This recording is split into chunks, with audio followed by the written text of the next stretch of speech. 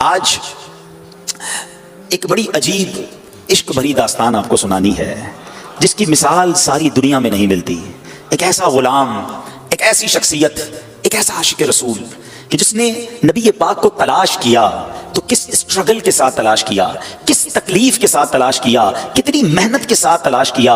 آقا علیہ الصلوۃ والسلام کی تلاش میں کس طرح وہ مارے پھرتے رہے، کس طرح وہ تلاش میں گاؤں بگاؤں اور شہر بشہر سفر کرتے رہے. ایسا نہیں ہوا جیسے آج ہم جناب مسلمان گھرانے میں پیدا ہوئے، ہماری ماں بھی مسلمان، ہمارا والد بھی مسلمان، پیدا ہونے کے بعد زندگی میں سب سے پہلی جو آواز سنی ہم نے وہ اذان کی سنی. ہمیں تو اسلام بڑی آسانی سے ملا. مگر آج جس شخصیت کی میں نے آپ سے بات کرنی ہے، جن کا واقعہ سنانا ہے، ارے جب بھی ان کا واقعہ پڑھتے ہیں ایمان تازہ ہو جاتا ہے کہ کتنا سفر ہے، کتنی کوشش ہے، کیسی تلاش ہے، اور جذبہ کیسا تھا کہ اپنے آپ کو بھی بیچ دیا. جی ہاں، اپنے آپ کو گویا سولڈ آؤٹ کر دیا، غلام بننے کے لیے تیار ہو گئے. مگر آقا دو جہاں کے قدموں تک پہنچنا تھا، کسی طرح مدینے کی بستی میں پہنچنا تھا، آخری نبی کے بارگاہ میں حاضر ہونا تھا. سبحان اللہ. آج وہ عشق بھری داستان آپ کو سنانی ہے. ماجرا کچھ یوں تھا کہ وہ شخصیت خود کہتی ہیں کہ اچانک میرے دل میں خیال آیا، حالانکہ وہ کسی اور دین پر عمل کرتے تھے، مگر اچانک خیال آیا کہ سب سے افضل دین کون سا ہے، زمین و آسمان بنانے والی کون سی ذات ہے، اس تمام چیزوں کا خالق اور مالک کون ہے. وہ کہتے ہیں کہ میں اس زمانے میں ایک راہب تھے، اس زمانے میں اس مذہب کے جو عبادت کرنے والے تھے، میں تلاش کر کے ان کے پاس پہنچا اور ان سے کہا کہ ذرا یہ تو بتائیے اس پوری دنیا میں سب سے افضل دین کون سا ہے، زمین و آسمان کو پیدا کرنے والی ذات کون سی ہے. تو وہ راہب کو کہتے ہیں کہ تجھے یہ اچانک بات کہاں سے سوچ گئی، تو اپنے باپ دادا کے دین پر عمل کر، یہی تیرا کام تھا، یہ اچانک کدھر سے یہ بات سوچ گئی. تو کہتے ہیں نہیں، میں یہ جاننا چاہتا ہوں کہ زمین و آسمان کا مالک کون ہے، سب سے افضل دین کون سا ہے. تو اس نے کہا کہ پھر ایسا کرو، اگر اس سوال کا جواب چاہیے تو موصل میں، یہ عراق کا ایک علاقہ ہے، وہاں ایک راہب ہے، اس سے بڑا کوئی عالم نہیں ہے، تم ان کے پاس جاؤ، وہ شاید تمہاری رہنمائی کریں. ٹریول کر کے وہ کہتے ہیں میں ان کے پاس پہنچا، ان کے پاس میں رہا اور ان کے ساتھ میں عبادت کرنے لگا. وہ دن کو روزہ رکھتے تھے، رات کو عبادت کرتے تھے، میں بھی بالکل انہی کی طرح عمل کرنے لگ گیا. 3 سال ان کے پاس ٹھہرا رہا. اب ان کے وصال کا وقت قریب آ گیا. میں نے کہا آپ تو دنیا سے جا رہے ہیں، مجھے بتائیں اب میں کدھر جاؤں، اب مجھے کس کے پاس جانے کا حکم دیتے ہیں. کہتے ہیں مشرق میں جاؤ، اور مشرق میں تو کسی ایسے شخص کو نہیں جانتا جو اس دین کا کاربند ہو جس پر میں عمل کرتا ہوں. ہاں البتہ جزیرہ عرب کے پاس ایک راہب ہے، تم اس کے پاس چلے جاؤ اور اسے میرا سلام کہنا. آپ فرماتے ہیں میں اس عالم کے پاس چلا آیا، اس کے انتقال تک اس کے ساتھ رہا. اب جب اس کی وفات کی خبر ہوئی تو اب 3 سال کے بعد میں نے کہا اب مجھے آپ کس کے پاس جانے دیتے ہیں، آپ کے انتقال کا وقت قریب آ گیا ہے. وہ کہتے ہیں میں پوری دنیا میں اور کسی کو تو نہیں جانتا، البتہ اموریہ میں ایک بڑی عمر کا عالم ہے، پتہ نہیں تم اس سے مل بھی سکو گے کہ نہیں. بہرحال وہ کہتے ہیں اس راہب کا انتقال ہوا، میں اموریہ کا سفر کیا. حق کی تلاش ہے، دین حق کی تلاش ہے، خالق و مالک کی تلاش ہے، ایک شہر سے دوسرے شہر کا سفر ہے. اب وہ اموریہ پہنچتے ہیں، وہاں بھی کچھ عرصہ رہا. اب ان کے انتقال کا وقت بھی قریب آ گیا. کہتے ہیں اب آپ مجھے کس کے پاس بھیجتے ہیں. وہ کہتے ہیں اب دنیا میں میرے علم کے مطابق کوئی ایسا عالم نہیں جو حق پر ہو، البتہ ایسا کرو ایک زمانہ قریب آتا جا رہا ہے جب حضرت ابراہیم علیہ الصلوۃ والسلام کی آل میں ایک شخص پیدا ہوگا، اور میں نہیں سمجھتا تم اس زمانے کو پاؤ گے کیونکہ اب اس میں بہت ٹائم باقی ہے، کئی 100 سال باقی ہیں، تم اس کو نہیں پا سکو گے. لیکن دیکھو اس کے علاوہ کسی اور کے پاس مت جانا. اگر تم وہ زمانہ پالو تو پھر تم ان کو ضرور ان کا ساتھ دینا، وہ حق پر ہوں گے. اور سنو اس شخصیت کی نشانی یہ ہے کہ جو حضرت ابراہیم کی آل میں پیدا ہوں گے نا، اس کی نشانی یہ ہے کہ انہی کی قوم کے لوگ انہیں ساحر کہیں گے، معاذ اللہ جادوگر کہیں گے، مجنون کہیں گے، کاہن کہیں گے. اور دیکھو ان کی ایک نشانی اور ہے، ہدیہ دو گے نا تو تناول کر لیں گے، کھا لیں گے، قبول کر لیں گے. صدقہ دو گے تو وہ اس میں سے کچھ نہیں کھائیں گے. اور سنو ان کے دونوں کاندھوں کے درمیان، دونوں شانوں کے درمیان مہر نبوت بھی جگمگا رہی ہوگی. گویا اس راہب نے صدیوں پہلے، کئی بہت عرصہ پہلے نبی آخر الزمان صلی اللہ تعالی علیہ وسلم کی نشانی بتا دی. میرے آقا کی بھی کیا شان ہے، ابھی دنیا میں ظاہری آئے نہیں ہے، زمانہ پہلے ہی دیوانہ ہے.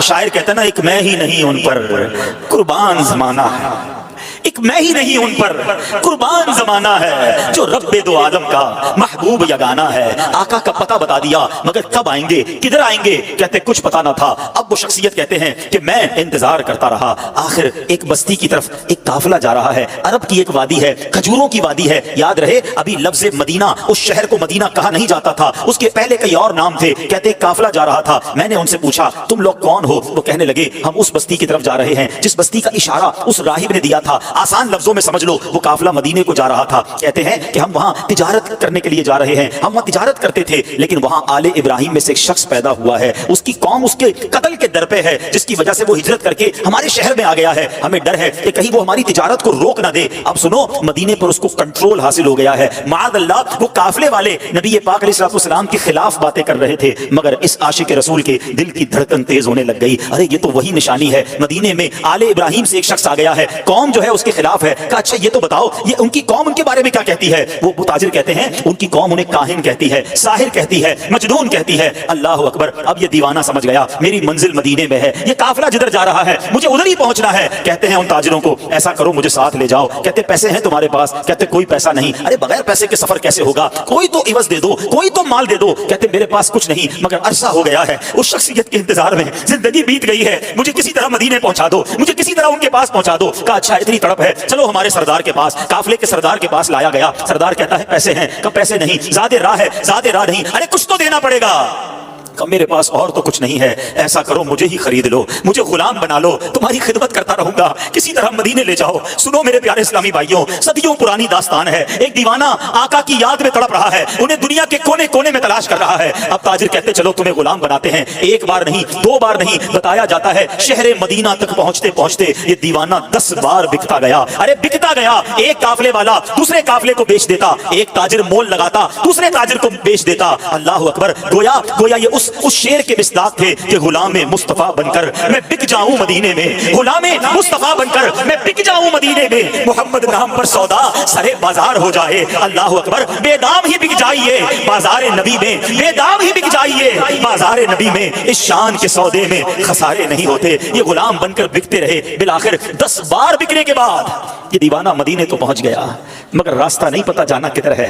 अच्छा ये जो शख्सियत है ना, इनकी जबान भी अरबी नहीं थी, कोई उस पूरे शहर में इनकी जबान जानता ही नहीं था। ये फारसी बोलते थे, मदीने में सारे लोग अरबी बोलते थे। किससे रास्ता पूछते, किससे मालूमात लेते, जाना किधर है, नाम पता नहीं है। अब जो गुलाम, जो आका था ना, अब जिस आका के पास ये अब गुलाम थे, उसने मदीना पाक में खजूरों के बाग में लगा दिया कि अब तुम्हारा काम खजूरों से अब खजूरें तोड़नी है। कहते मैं खजूरें तोड़ता था, मैं मेहनत मजदूरी करता था, और इतनी मजदूरी की, मैंने पीठ पर इतना बोझ उठाया कि मेरा सीना जो है और पेट जो है वो पीठ की तरफ चला गया। यानी मैं अपनी पीठ पर इतनी वजनी पानी की मिशकीज़ें उठाता, खजूरें उठाता, बस मजदूर बना हुआ था। इंतजार था नबी आखिरुज़्ज़मा का, कभी तो दीदार होगा, कभी तो उनका जलवा देखूंगा, कभी तो उनकी गुलामी इख्तियार करूंगा। मगर लोग करीब से गुजरते थे, मेरी जबान ही कोई नहीं समझता था। कहते अब एक दिन एक बूढ़ी खातून आई, मैंने उससे बात की, वो मेरी बात समझ गई और उसने कहा कि मैंने उससे अर्ज की कि माँ जी मुझे बता दो वो शख्सियत कहाँ है जो नया दीन लेकर आए हैं, जो हजरत इब्राहिम की औलाद में से हैं, जो अल्लाह वहदहू ला शरीक की तरफ बुलाते हैं, मुझे उनका पता बता दो। अब वो कहती हैं कि सुबह सवेरे नमाज फजर के बाद दिन के इब्तिदाई हिस्से में वो करीब से गुजरेंगे।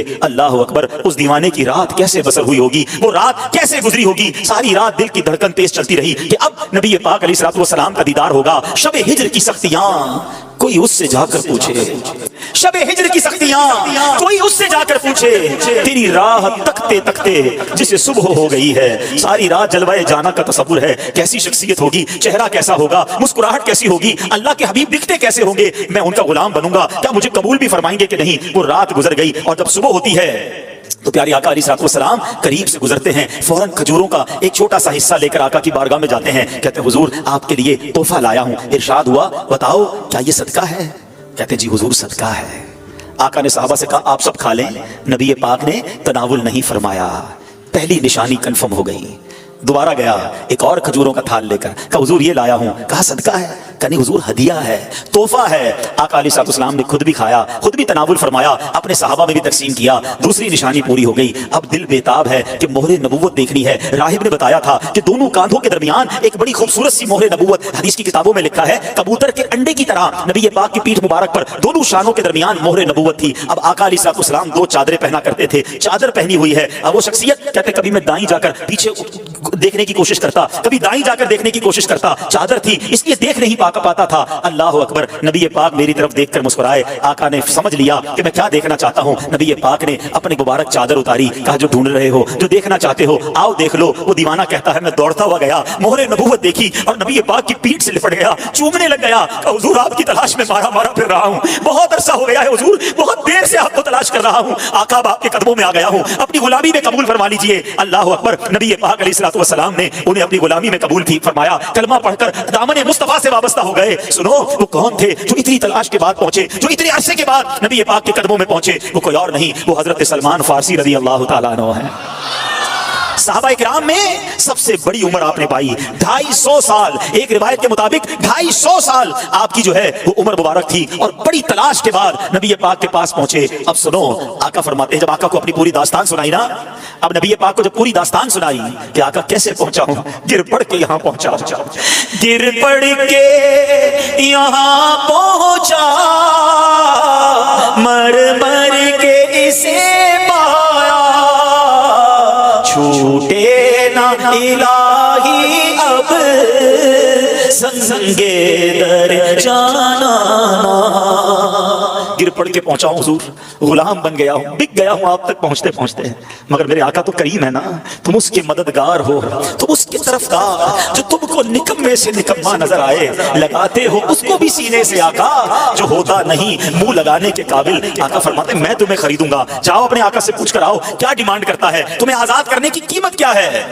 अब वो क्या कहता है, 300 दरख्त खजूरों के लगाए, फलदार दरख्त, और 40 औकिया सोना, ये मिलेगा तो तुम्हें आजाद करूंगा। ये बहुत बड़ी कीमत है। और याद रहे खजूर का दरख्त फौरन लगाते ही फल नहीं देता, बाज़ औक़ात 3 साल, बाज़ औक़ात 5 साल में फल देता है। अल्लाह अकबर, नबी पाक अलैहिस्सलातु वस्सलाम ने फरमाया कि जाओ कुएं में जाओ, और प्यारे आका अलैहिस्सलातु वस्सलाम ने फरमाया कि अब मैं खुद अपने हाथों से पौधे लगाऊंगा। नबी पाक भी जाते हैं, सहाबा भी जाते हैं, पौधे लगाए जाते हैं, आका अपने हाथों से पानी डालते हैं। मेरे आका की शान देखो, पानी डालते हैं और दरख्त बड़ा होना शुरू हो जाता है।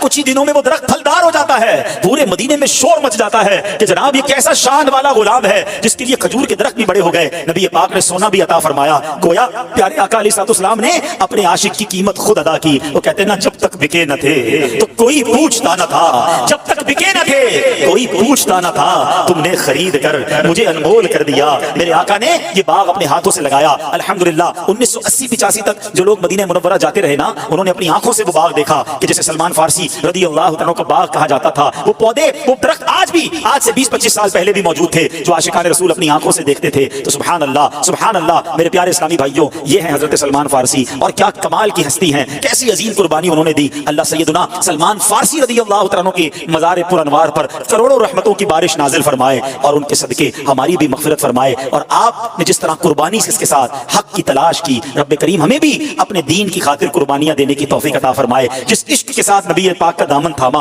अपना सब कुछ लुटा दिया, अल्लाह हमें भी नबी पाक की गुलामी में कुर्बानी देने की और खर्च करने की तौफीक नसीब फरमाए। इम्तिहान आए तो दुनिया को ठुकरा कर गुलामी मुस्तफ़ा सच्ची अपनाने की तौफीक अता फरमाए।